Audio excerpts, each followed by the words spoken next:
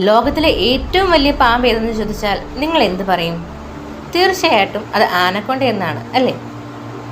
AS മീഡിയയുടെ പുതിയ latest informative educational വീഡിയോയിലേക്ക് സ്വാഗതം ചെയ്യുകയാണ്. The world largest snake in Amazon or the world largest snake. നമ്മൾ സിനിമകളിലും പുസ്തകങ്ങളിലും ഇൻ്റർനെറ്റിലും എല്ലാം ആനക്കൊണ്ടയെ ഒരു രാക്ഷസൻ പാമ്പായി ചിത്രീകരിച്ചിരിക്കുന്നു. എന്നാൽ അത് സത്യമാണോ? ആമസോണിലേക്കുള്ള ഒരു യാത്രയിൽ ആനക്കൊണ്ടയുടെ മുമ്പിൽ ചെന്ന് ചാടുകയാണെന്നുണ്ടെങ്കിൽ ആ ഒരു കാര്യത്തിൽ നിങ്ങൾ ചിന്തിച്ചിട്ടുണ്ടോ? സ്വപ്നത്തിലെങ്കിലും. എങ്കിൽ ആമസോൺ കാട്ടിലേക്ക് ബാഗ് പാക്ക് ചെയ്യുന്നതിന് മുമ്പ് നിങ്ങൾ അറിഞ്ഞിരിക്കേണ്ട ചില ആനക്കൊണ്ട വസ്തുതകൾ ഇതാണ്. തെക്കേ അമേരിക്കയിലെ ഉഷ്ണമേഖലാ പ്രദേശങ്ങളിൽ കാണപ്പെടുന്ന ഒരു കൂട്ടം പാമ്പുകളെയാണ് ആനക്കൊണ്ട അഥവാ യുണൈറ്റസ് പാമ്പ് എന്ന പേര് സൂചിപ്പിക്കുന്നത്. നല്ല നീന്തൽക്കാരൻ എന്നർത്ഥം വരുന്ന യുണൈറ്റസ് എന്ന പേരിൽ 4 ഇനങ്ങളെ മാത്രമേ നിലവിൽ അംഗീകരിച്ചിട്ടുള്ളൂ. ഗ്രീൻ ആനക്കൊണ്ടയാണ് ഈ 4 ഇനങ്ങളിൽ ഏറ്റവും അറിയപ്പെടുന്നത്. ആനക്കൊണ്ട കുടുംബത്തിലെ ഏറ്റവും വലിയവനാണ് ഇവൻ. ഭീമാകാരമായ ആനക്കൊണ്ടയുടെ നീളത്തിൽ പല ഐതിഹ്യങ്ങളും പ്രചരിക്കുന്നുണ്ട്. തെക്കേ അമേരിക്കയിലെ ഏറ്റവും ഭാരമേറിയതും വലുതും നീളമേറിയതുമായ പാമ്പാണ് ഗ്രീൻ ആനക്കൊണ്ട. പല ചിത്രങ്ങളിലും നമ്മൾ കാണുന്നത് ഈ ഒരു ഗ്രീൻ ആനക്കൊണ്ടയാണ് അഥവാ യുണൈറ്റസ് മുരിനസ്. വ്യാസത്തിൻ്റെയും ഭാരത്തിൻ്റെയും കാര്യത്തിൽ ആനക്കൊണ്ട തെക്കേ അമേരിക്കയിലെ ആമസോൺ മരക്കാടുകളിൽ മാത്രമല്ല ലോകത്തിലെ ഏറ്റവും വലിയ പാമ്പെന്ന പട്ടികയിൽ ആണ് ഉള്ളത്. ഇതുവരെ രേഖപ്പെടുത്തിയിട്ടുള്ളതിൽ വെച്ച് ഏറ്റവും ഭാരമേറിയതും നീളമേറിയതുമായ ആനക്കൊണ്ടയ്ക്ക് 500 പൗണ്ട് ഭാരവും 27.7 അടി നീളവും 44 ഇഞ്ച് വ്യാസവുമുണ്ട്. അതായത് 227 കിലോ ഭാരവും 8.43 മീറ്റർ നീളവും 1.11 മീറ്റർ വ്യാസവും.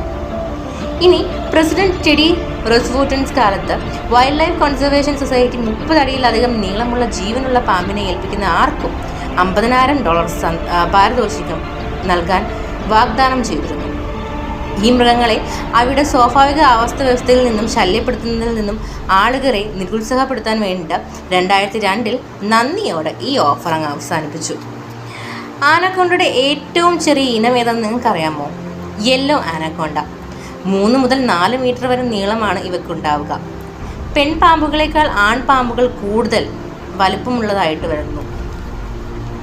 ഇവ രണ്ടും ജലവാസ വ്യവസ്ഥകളിൽ വസിക്കുന്നു. ആമസോൺ കാട്ടിലൂടെ നടക്കുമ്പോൾ ചതുപ്പ് നിലങ്ങളിലും മറ്റും ശ്രദ്ധിക്കുകയാണെന്നുണ്ടെങ്കിൽ ഒരു ആനക്കൊണ്ട പാമ്പ് അതിലൂടെ നോക്കുന്നത് നിങ്ങൾക്ക് കാണാനുള്ള ഭാഗ്യം ഉണ്ടാകും. ഇനി ആനക്കൊണ്ട പാമ്പ് തന്നെയാണോ ലോകത്തിലെ ഏറ്റവും വലിയ പാമ്പ്?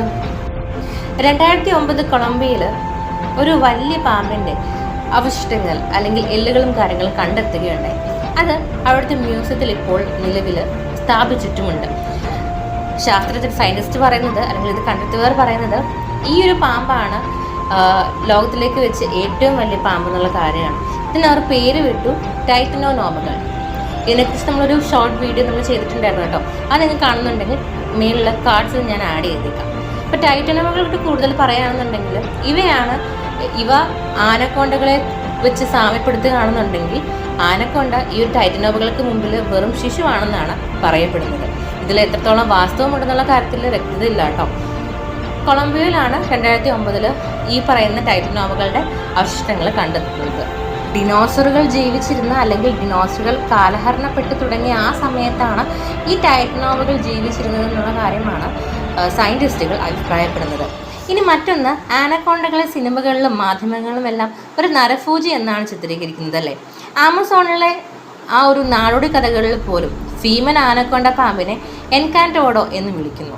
അവർ പ്രണയത്തിലായ മനുഷ്യരെ തട്ടിക്കൊണ്ടു പോകുന്നതിന് പേരുകേട്ട രൂപമാറ്റം വരുത്തുന്ന പുരാണ ജീവിയാണെന്നാണ് പറയപ്പെടുന്നത്.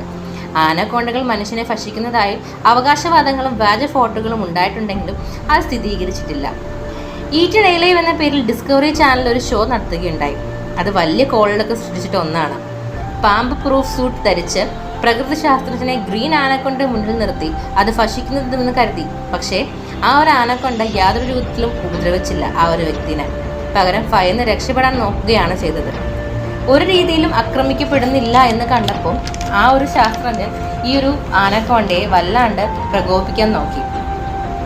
അവസാനം ഈ ഒരു പ്രകോപനത്തിൽ പെട്ടിട്ട് ആനക്കൊണ്ട തിരിച്ച് ഈ വ്യക്തിയെ ആക്രമിക്കുകയാണ് ചെയ്തത്.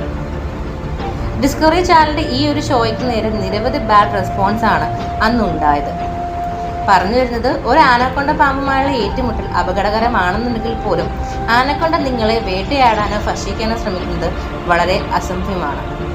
സോ ഇതാണ് ആനക്കൊണ്ടയെ പറ്റിയിട്ട് നിങ്ങൾ അറിഞ്ഞിരിക്കേണ്ട ഏറ്റവും പ്രധാനപ്പെട്ട ഫാക്റ്റുകൾ. ഇനി ഇതുപോലെയുള്ള ഇൻട്രസ്റ്റിംഗ് ഫാക്ട്സ് നിങ്ങൾക്ക് അറിയണമെന്നുണ്ടെങ്കിൽ തീർച്ചയായിട്ടും അത് കമൻറ്റ് ചെയ്യുക. അതോടൊപ്പം തന്നെ നമ്മുടെ ചാനൽ സബ്സ്ക്രൈബ് ചെയ്യാനായിട്ട് മറക്കരുത്.